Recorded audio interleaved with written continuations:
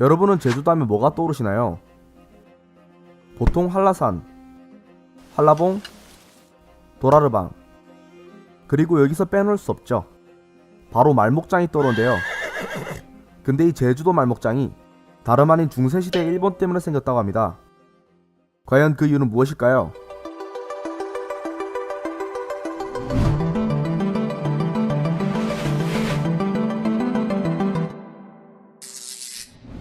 (13세기) 초 세계에 있으며 나타난 깡패 국가 몽골.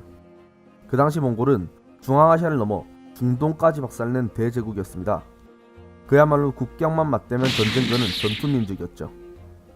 또 그 당시 중국에는 서로 물고 뜯는 철천지 원수 금과 남송이 있었습니다. 금나라를 너무나도 싫어한 남송은 1234년 몽골과 연합해 금나라를 무너뜨리게 됩니다. 하지만 남송은 큰 실수를 저지른 겁니다. 앞에 말했었죠. 몽골과 국경을 맞댄 겁니다. 동네양아치 쫓아낸다고 조직폭력배 부름격이죠. 방파제 금나라가 없어지니 이제 깡패 몽골이 금나라 대신 더 집요하게 갑질해 옵니다. 몽골도 되게 웃기죠. 금나라를 칠 때는 남송이랑 그렇게 사이가 좋았는데 금나라가 멸망하니 바로 어깨빵 쳐버리는 거죠. 근데 도대체 이게 제주도 말목장이랑 무슨 상관이냐고요? 일단 급하실 거 없습니다. 천천히 살펴보시죠. 그때 당시 깡패 몽골은 금나라도 정복했겠다. 이제 남송을 어떻게 구워 삶을까 고민하는 때였어요. 근데 이게 또 몽골 입장에서는 남송을 정복하려니 거슬리는 게 한두 가지가 아니란 말이죠. 옆에 조그만 나라가 계속 신경 쓰입니다. 네, 바로 고려입니다. 금나라 정복할 때도 되게 거슬렸거든요. 근데 과연 송나라 정복에는 안 그러겠습니까? 그래서 몽골은 남송이랑 고려랑 동시에 공략해버립니다. 여러분, 고려와 몽골의 전쟁, 염원 전쟁 아시죠? 1231년부터 1259년까지 몽골이 무려 9차례 침공으로 결국 고려가 항복한 전쟁입니다. 근데 당시 고려가 몽골과 강화를 맺긴 맺었는데 당시 고려는 해고래란 거죠. 잦은 전쟁으로 영토가 개판이 났거든요. 어느 정도냐면요, 전쟁 전에 있던 목조 건물들은 다 불탈 정도였습니다. 대표적으로 신라 황룡사가 있죠. 또 몽골의 침공을 피한다고 수도를 강화도로 옮겼습니다. 그래서 강화 후 수도를 다시 개경으로 옮기냐 마냐, 몽골에게 복속하냐 안하냐, 이거 가지고 도정에서 개판 싸움이 납니다. 이런 해고려에 한 남자가 나타납니다. 바로 새로운 고려의 왕 원종이죠. 그럼 원종이 누구냐면요, 바로 몽골의 새 대칸 쿠빌라이 칸의 베프이자 사돈입니다. 쿠빌라이 칸으로 또 말할 것 같으면 그 유명한 태무친 칭기스칸의 손자입니다. 원나라의 첫 황제이기도 하죠.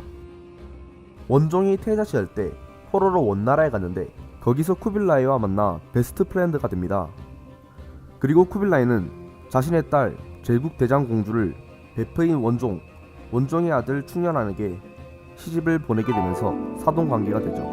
아무튼 이 쿠빌라이가 왜 원종을 사돈으로 뒀을까요? 그건 당연히 사돈과 사위를 고려로 돌려보내서 왕으로 앉히면 고려는 친몽골 국가가 될 게 뻔하거든요. 자, 이제 쿠빌라이는 고려도 복속했겠다. 이제 남송 치는데 문제없겠죠. 근데 아직 남송이 끈질기게 버팁니다. 여기서 화끈한 성격을 지니신 쿠빌라이가 가만히 있을 리가 없죠. 쿠빌라이는 남송을 어떻게 공략할까 고민하다 한 소식을 듣게 됩니다. 고려 밑에 일본이란 나라가 남송과 교육을 하고 있다란 말이죠. 쿠빌라이는 이 소식을 듣고서는 일본을 우리 편으로 끌어들여야 돼 라고 생각합니다. 1266년 쿠빌라이가 첫 번째 러브콜을 일본에게 보냅니다. 쿠빌라이는 고려에게 사신을 보내 일본까지의 안내를 부탁했죠. 근데 아까 말했었죠, 아직 고려는 해고려입니다. 나라가 쑥대밭이 됐고 조정에서도 하루하루가 개판입니다. 이럴 때 몽고에서 안내를 부탁하는데 반길 리가 없죠. 당시 총력격이 되는 고려의 재상 이장용이 바다는 너무 위험하다면서 겁을 주며 돌려보냅니다. 몽골의 사신은 바다가 없는 몽골에서 왔으니 그 말을 듣고 쫄아버렸죠. 대신 전해준다는 말을 믿고 가버립니다.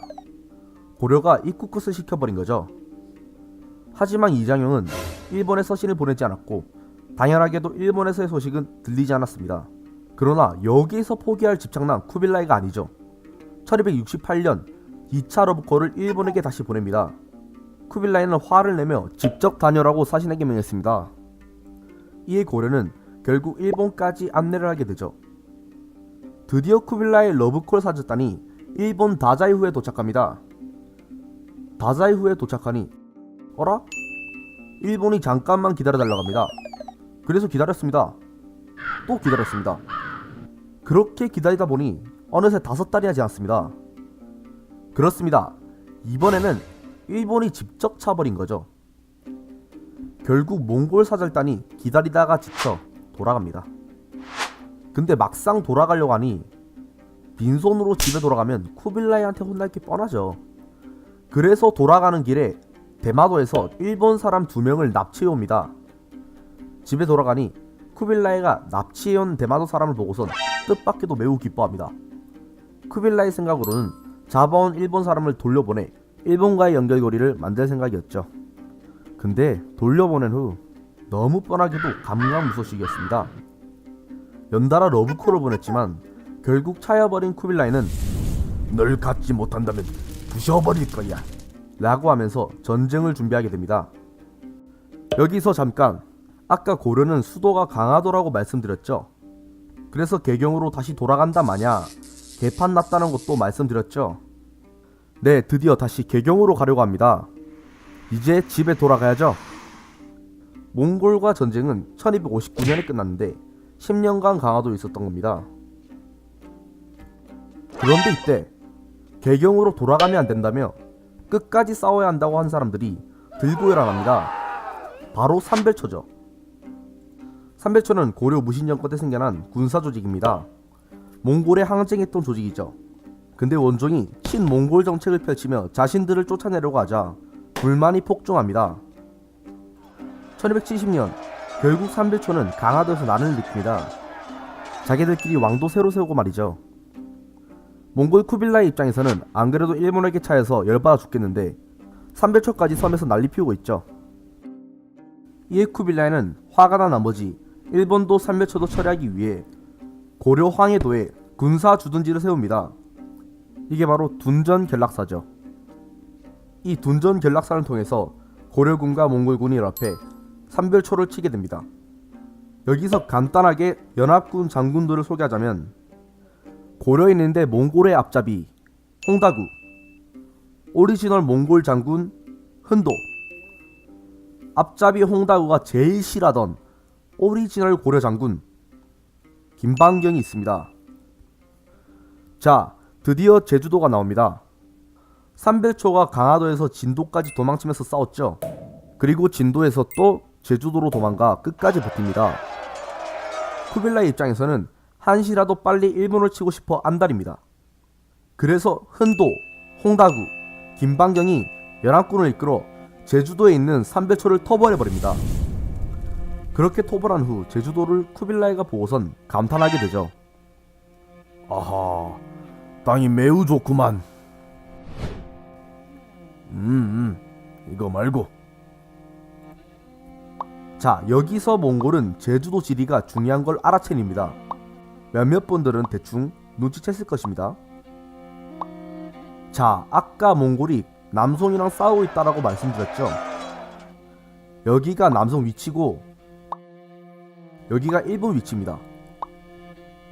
어라? 딱 중간에 제주도가 있네요. 굉장히 중요한 거점지라는 겁니다. 근데 몽골군 하면 또 뭐겠습니까? 얘네들 평생 푸른 초원에서 말과 한평생을 보낸 애들입니다. 말 없으면 시체입니다, 시체. 아무튼 전략적 중요성을 알아냈기도 했겠다. 이제 여기다가 말목장을 만들기로 결정한 겁니다. 당시 제주도의 중간산에는 무성한 나무들이 있었습니다. 근데 목초지를 대규모로 가꾸려면 또 광활한 초원이 있어야 하는 거죠. 그래서 중간산들을 다 불태웠습니다. 그리고 원나라 말목장들이 들어와 말을 들이기 시작한 거죠. 이때부터 제주도에는 기존에 있던 제주말과 데려왔던 몽골 말이 번창되면서 지금 같은 모습을 띠게 된 거죠. 제주도는 몽골의 중요한 거점지로서 몽골의 직할령으로 통치됩니다. 이제 제주도에 어떻게 말목장이 생긴지 아시겠죠? 이제 여러분은 제주도의 말목장을 보실 때마다 몽골이 일본과 남성을 정벌하기 위해서 만들어졌다라고 떠올릴 수 있겠네요. 여러분, 저희 첫 영상 어떠셨나요? 이와 같은 영상을 더 보고 싶다면 구독과 좋아요를 꼭 눌러주세요. 그럼 저희는 다음 영상으로 찾아뵙겠습니다.